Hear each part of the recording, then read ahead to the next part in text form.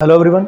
हाल ही में supreme court ने एसटीएससी act की धारा 3 के ऊपर एक विश्लेषण दिया है, एक इंटरप्रिटेशन दिया है, जो बहुत ही इंपॉर्टेंट हो जाता है इस व्यू से कि पब्लिक व्यू क्या होता है। मामला कुछ इस प्रकार है कि दो पक्षों में ज़मीनी विवाद को लेकर बहसबाजी थी। उसके बाद शिकायतकर्ता ने वहाँ के सत्र न्यायालय में ये शिकायत दर्ज की कि जो आरोपी गण हैं उन्होंने उनके घर में घुसकर ट्रेसपास किया, एज़ वेल एज़ उन्हें जाति सूचक शब्दों से गाली गलौज किया उनके साथ। इन सब चीज़ों के चलते परिवार के कई सदस्यों ने गवाही दी और सत्र न्यायालय ने वहां पर एसटीएससी एक्ट के तहत उन्हें सजा सुना दी। कन्विक्शन होने के बाद आरोपीगण ने हाईकोर्ट में अपील दायर की।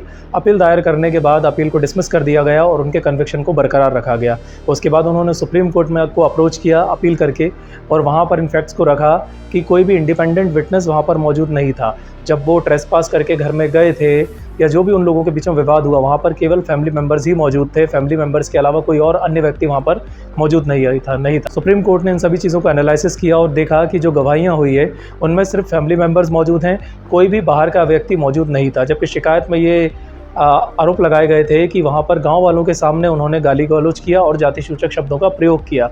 बट जब सेक्शन 3 की बात की जाती है एसटीएससी एक्ट की, तो यहाँ पर बात आती है पब्लिक व्यू में। पब्लिक व्यू में कोई भी कास्टिस्ट स्लर को उपयोग किया गया हो, जाति सूचक शब्दों से संबोधित किया गया हो और अपमानित किया गया हो।